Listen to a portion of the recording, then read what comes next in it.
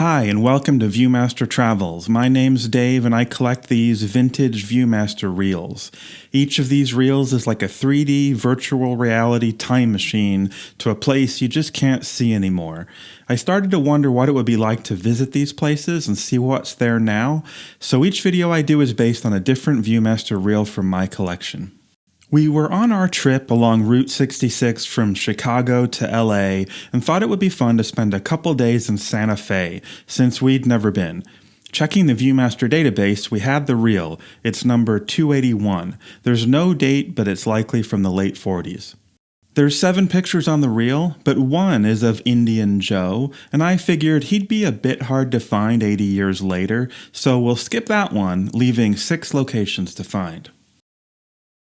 I've got this vintage tour guide from 1940 published by the Chamber of Commerce, and we'll mark the locations we find on it.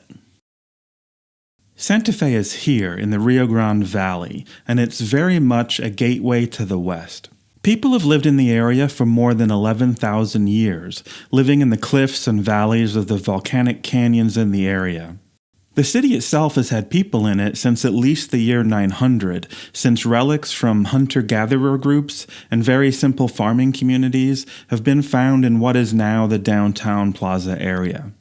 The entire area was explored by the Spanish in the 1500s, and they claimed it as the Spanish territory of Nuevo Mexico, since it reminded them of the Valley of Mexico to the south.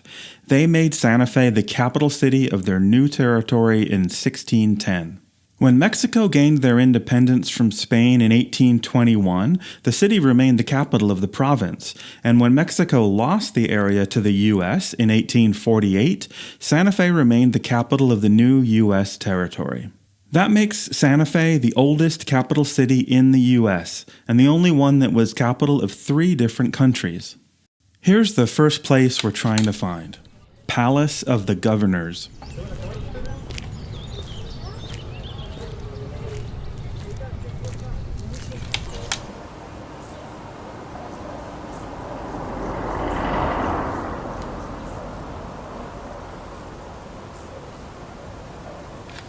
As we left Merrimack Caverns and drove out of Missouri on Route 66, we were also driving parallel to the old Santa Fe Trail.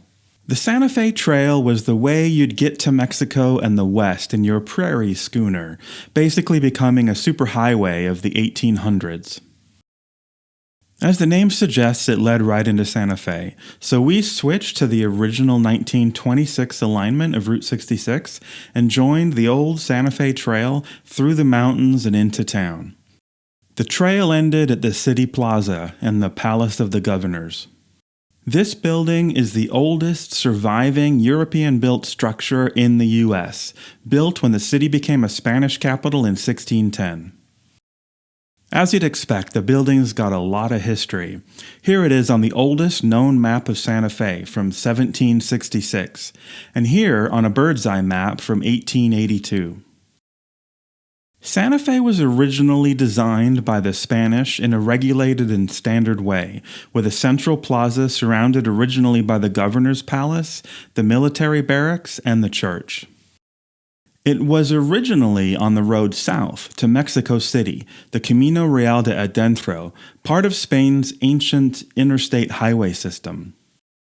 The building was the government center for New Mexico for 300 years, until right around when New Mexico became a U.S. state and a new Capitol building was built, although we'll see Santa Fe had its fair share of issues with its capitals. In 1909, the governor's palace was restored and it became a museum. And as we drove into Santa Fe, we were struck by the amazing Pueblo architecture and how consistent everything looked. It's a striking and beautiful city. But we noticed that the Santa Fe Trail didn't really end at the government plaza. Instead, it ended here. Spanish entertainers at Fred Harvey's La Fonda Inn.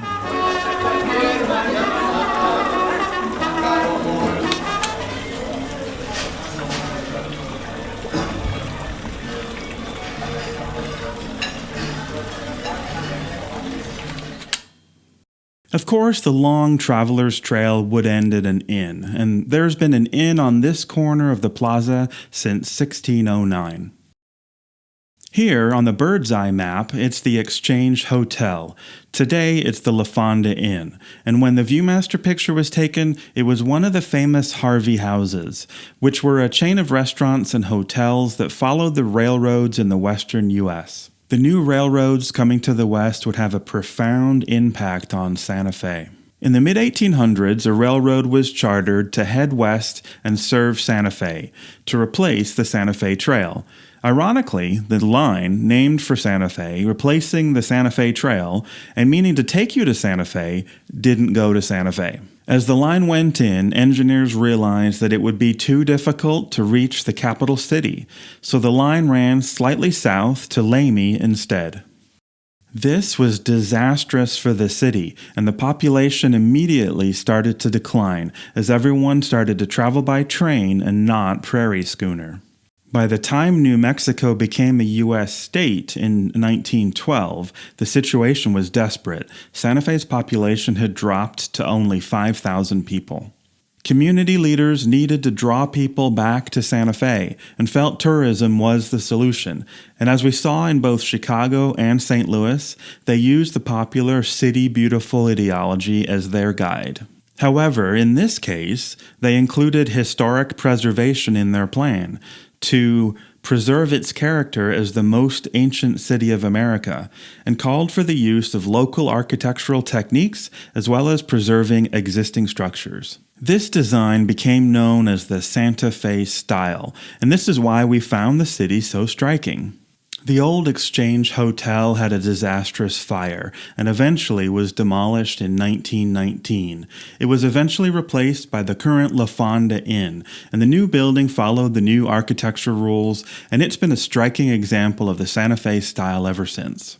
We ended up seeing a lot more Harvey houses on our Route 66 trip, so they'll be covered in detail in later videos. For now, though, I did find something else really interesting about the Fonda. The inn was an epicenter of espionage and spies during World War II, kind of a Rick's Cafe of America. This was because the top-secret research base, Los Alamos, home of the Manhattan Project, was just outside town. And here's an interesting side note. This tour guide predates the creation of the Los Alamos Labs, so it shows the original boys' school that the U.S. would soon purchase to create their secret research center. When scientists would come to Los Alamos, they'd first stay at the Fonda Inn, and they'd check in at a secret office just down the street, and when they had free time, they'd spend it in the cantina at the Fonda. Seems many of the cantina staff were actually government agents, of which governments maybe we're not so sure. And the Fonda was the rendezvous point for secret handoffs of plutonium between the University of Chicago and Los Alamos.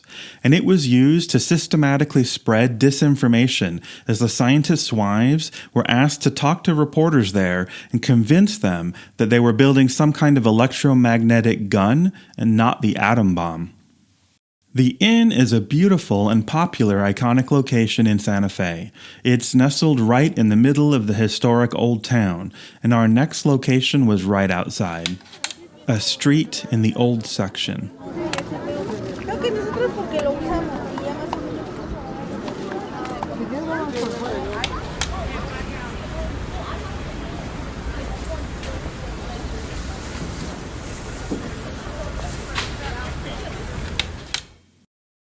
I don't really know where this exact location is. We couldn't find anything looking exactly like this, but the street outside the Fonda Inn looks pretty close. We walked up and down the streets and around the historic plaza. The Santa Fe style is everywhere. In fact, you get tired of the color brown pretty quickly. And today, this area has lots of art galleries, restaurants, jewelry stores, and souvenir shops. And maybe that was true when the Viewmaster picture was taken as well. You can see the effort taken to preserve historic structures in town, but this hasn't always been easy. In the late 1960s, a conflict was brewing between the newly formed Santa Fe Urban Renewal Agency, responsible for improving the city by demolishing parts of it, and the old Santa Fe Association, responsible for preserving its historic structures. At stake was a small adobe home at the western edge of the Barrio de Ardentro. It was named the Curry House, and it was in the path of a bypass that would connect 2 points in town. Robert McCabe, Assistant Secretary for Urban Renewal, had checked to see if the Curry House was on the Registry of Historic Places and was told that it wasn't, so he thought it should be okay to demolish the house. Rex Aerosmith, chairman of the Santa Fe Association, realized the historic significance of the building and began the process of extending the historic neighborhood boundaries to include it. McCabe wasn't having any of it, eventually getting the mayor to pass a resolution asking Washington to prevent the expansion of the historic area. But the mayor was told by Congress that he couldn't stop people from registering historic buildings and to back off. As the destructor fleet stood ready, late-night telegrams flew back and forth, trying to urgently escalate the situation. The Santa Fe Association started to organize a picket line, including baby carriages literally in front of the bulldozers. But in a sneaky move one Sunday afternoon, while the association was looking for their towels so they could lie in front of the bulldozers, McCabe had the building demolished, stunning everyone. And today, the short bypass road connects point A to point B, passing modern buildings with the Santa Fe look. In Santa Fe, not everything that looks old really is, but our next stop definitely is. The oldest church in the United States, 1605.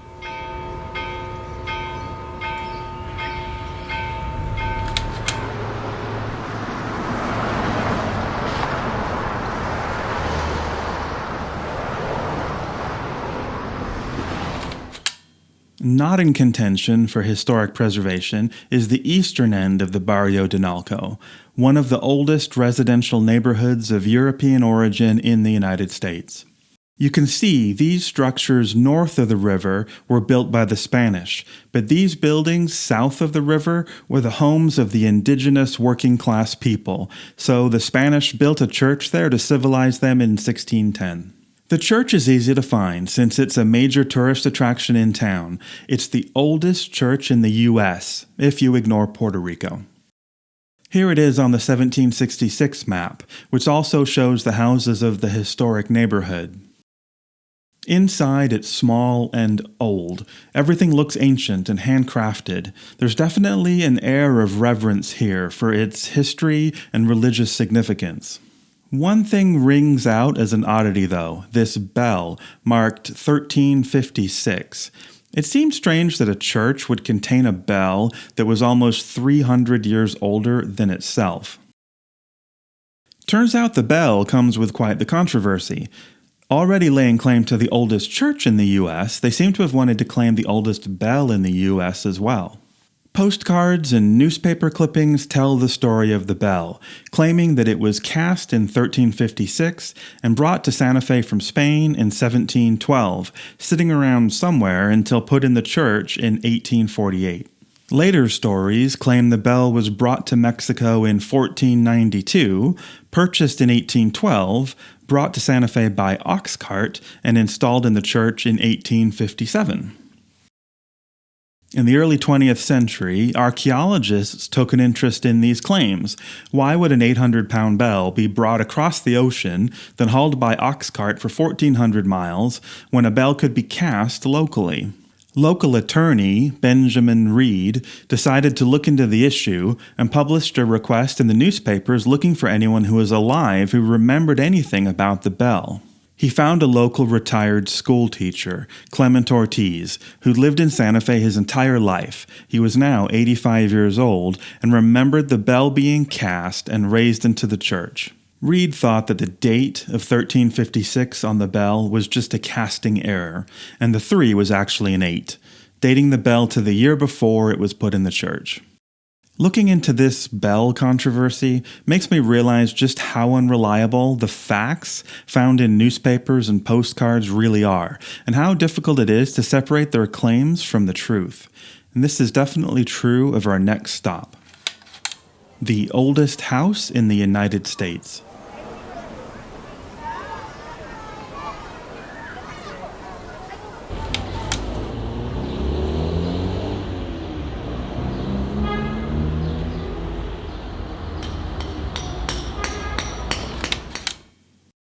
This one was silly easy to find since it's literally across the street from the oldest church. It's a small, 2-floor adobe house, which is half gift shop and half museum. It's been labeled as the oldest house in the U.S. as far back as anything's been labeled anything in Santa Fe. Here's the bird's eye map, calling it the oldest building in Santa Fe in 1882. And here's Harper's Weekly, claiming it's the oldest house in the United States in 1879. And here, on the 1766 map, a building is shown in that location. So fine, it's old, but here's the claim they were making when the Viewmaster picture was taken. Built in early 1200. That puts it 400 years before Santa Fe was established as a city, which is really off the scale unlikely, since it's got 2 floors and front door, developments that came with the Spanish colonists. And again, as archaeological interest in the area increased, these claims came under scrutiny. Tree rings in the ceiling beams dated from the 1740s, and the very foundations dated to the mid-1600s. That makes it more like the 20th oldest house in the U.S., if you ignore Puerto Rico. Today, they've laid off of some of these extreme claims, just marking it as the oldest house, which in town it could well be. As you'd expect, inside it's very small, but full of interesting details and a great little time capsule of Pueblo life. Santa Fe claims the oldest church, oldest house, and oldest capital in the U.S., even if their claims may be exaggerated. Our next stop was more modern. New Mexico State Capitol.